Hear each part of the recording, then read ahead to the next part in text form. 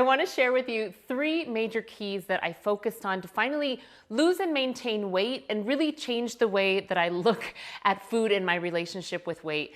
Sometimes I feel like I have a lot of these videos on my channel because I do, but people are still asking. Lately, I've gotten a lot of comments asking for more on the mental aspect of weight loss.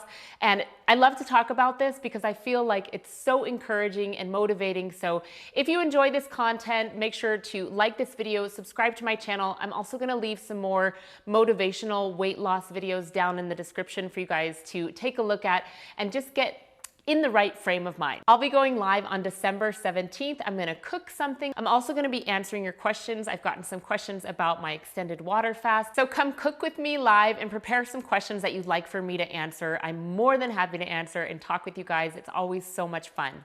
Let's begin. So these are the 3 main things that helped me finally lose weight and maintain it, because my permanent middle name my entire life was Yo-Yo Dieter. I was up, I was down, I was up, I was down, and I just couldn't ever find that place where I sustainably could lose the weight, maintain it, and not feel crazy about food. So the first thing I had to do was learn to regulate my emotions. You can lose weight by following a plan, no doubt, but the thing that's gonna help you maintain that weight loss is getting to the root cause of why you overeat in the first place. So here's what I did. I began to journal. All my life, I've been someone who always stuffs my feelings down and doesn't want to talk about them or freezes up. I'm like a silent person when it comes to feelings. And so journaling was a way that I would be able to finally get those emotions out. For me, suppressed feelings were a big reason why I would binge eat, why I would, hold on so tight and then all of a sudden just say, screw it, I'm just gonna overeat everything. And after a certain point, if I don't acknowledge my feelings, I will turn to food for comfort, because it does feel comforting and it feels nice to be full and have something sweet or delicious. And I would think that that was actually helping me or really comforting me, but in reality, it was a form of self-sabotage. This is what I did my entire life until I began to face the emotions that I was actually feeling. Sometimes it was boredom. Sometimes it was feeling sad or lonely or not understood or stressed out. And when I could finally identify the real emotion, I didn't have to turn to food. I was able to journal it. I was able to get it out of my body and onto the pen and paper, where I could really see, okay, this is what's actually going on here. And this is where I started to tell myself, if hunger is not the problem, food is not the solution, every single time. And 9 times out of 10, it wasn't true hunger that I was dealing with. It was an emotion like sadness or boredness or loneliness, something along those lines. This helped me find and identify things that were not food that could help me cope with the emotions without turning to the food for comfort. And for me, I have this running list. Exercise is part of it. Journaling is part of it. Talking to someone is part of it. Praying is part of it. Sometimes I think if you do pray, we think something like weight loss is a very small and insignificant request in today's day and age, when there's so many more heavy things going on. But you can ask for help through prayer. You can ask God to help you with this thing that is feeling like it's got its hooks in you. Walking alone, thinking through different situations, or doing even a pros and cons list of whatever I'm feeling anxious about. All of these tiny little tools and modalities helped me be able to process my emotions more, and I realized I didn't have to turn for food to numb that emotional feeling. Oftentimes, trauma coincides where the weight gain or the disordered eating or strange relationship with food began. So if you can look back and see, gosh, where did I start gaining weight? What was going on in my life? Or where did I start having these strange restrictions around food? What was actually going on for me? Sometimes the weight gain or the disordered eating is a coping mechanism in that time when you were going through something that's really heavy and hard for you. I can look back and see in my childhood where this all began. So I'm a big believer of working from the inside out when it comes to weight loss and maintaining a healthy weight. Yes, of course, eat a healthy, whole food, plant-based diet. Yes, exercise. Yes, get your steps in every day. But just that alone, without recognizing where your emotions typically take you, is only going to last for a certain amount of time until you're back in the same cycle. It's my firm belief that you must regulate your emotions to have a positive, healthy relationship with your weight. If you can locate these feelings and you couple it with my next tip, you're gonna start to see results. They will follow. It's just going to be something that happens because you're able to finally look at the root cause. So that leads me to my second tip, which is eating a whole food plant-based diet, but also incorporating some form of intermittent fasting. Maybe you're one of those people, when you hear about intermittent fasting, you start to get nervous, but the truth is, we're not meant to be eating all day, every hour of the day. Our bodies need a little bit of a break. Giving your body a little bit of time to digest, even if it's just, okay, I'm going to stop eating 3 hours before I go to bed, this is so huge. It not only will help you sleep better, it'll help your body repair and heal what it needs to,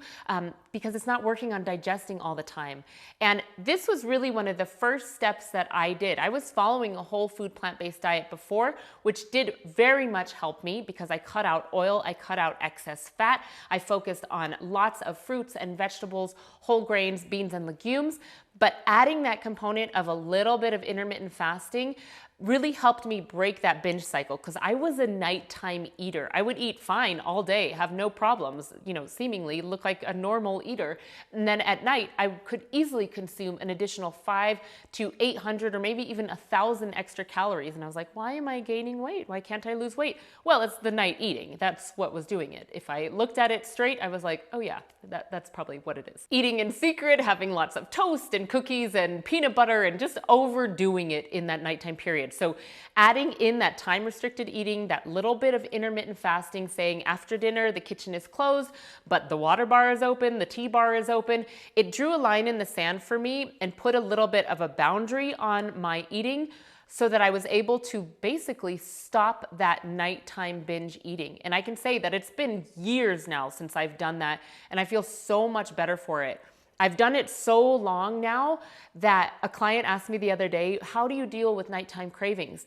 I actually don't have them anymore, which seems like, when I look back a few years, even like 3 years ago, I would think, how do you not have nighttime cravings? That seems unfathomable to me.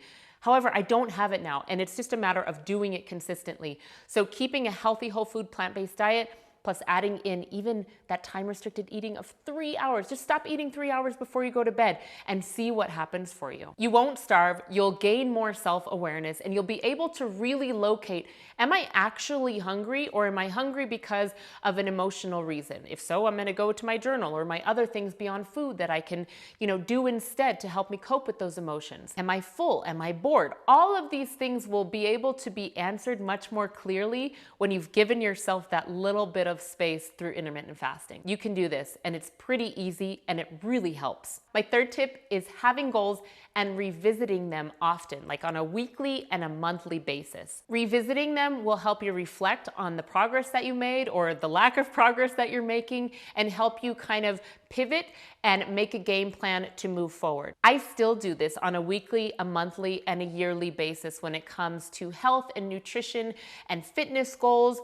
This is something that I think is invaluable in life in general, but definitely with weight loss. An easy general goal is to start looking at weight loss with a positive lens versus a negative lens. And one of the ways that you can do that is going back to step one and reflecting and maybe journaling and helping you look at things positively. I'm not where I want to be, but hey, this week I didn't have dessert on Friday when I typically go for a full-on binge, and I went for a walk 3 times, and I ate whole food plant-based every day. Like, these are big wins. And sometimes when we reflect back on, hey, I actually did this for a full week, it will snowball into, I can do this the next day, and I can do this the next day, and the next day, and the next day. And then all of a sudden, it's all this built up consistency, which will help you reach your goals. Another example of a goal that I set for myself is I wanted to stop craving junk food. And the easiest way for me to do this was go one day at a time. But on a weekly basis, I started cutting down the amount of times per week that I would have junk food until I wasn't having it except for every once in a while. And guess what? The cravings went away. But it was because I consistently looked at that goal and, kind of looked back at it, reflected it. Okay, how many times did I eat whatever it was that week? Can I do one less next week? Okay, that's gonna be my weekly goal. And I just incrementally stepped down to the point where now I don't eat junk food. I don't crave junk food. I don't want junk food. I know how bad it makes me feel after I eat something like that, and it's just not worth it. I remember being overweight and really feeling like food had such a hold on me and thinking, I'm never going to get out of this. I'm never going to be free of this.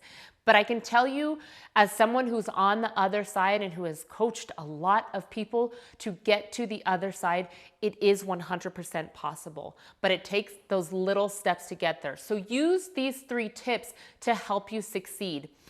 It's easy to watch a video and just say, oh yeah, that's important, I get that. But really walking it out and putting it into practice on a daily basis, you will succeed. I'm so excited, and it was such a success last time. I'm gonna be launching my 21-day Healthy Vegan Challenge again on January 8th, 2024. So get ready for it. It was just a blast last time. It was so much fun getting to know you guys, to help you through your health journey, to answer your questions, and be right along with you with an amazing community of people. So much fun. So if you're interested in that, check down in the description below. And of course, I'll be sharing more about that in the upcoming month. Now, I want to hear from you. Let me know your weight loss story, what you struggled with, what kind of aha moments you had. I think it's so important for all of us to be encouraged and motivated, and know that we're not alone. So let me know down in the comments what you feel is most helpful to you on your weight loss journey. Sometimes even the most simple thing that worked for you can be life-changing when someone else hears it in your words. So please share it. Come cook with me live on the 17th, and I'm wishing you all the health and all the success on your weight loss journey. Thanks for watching. Bye.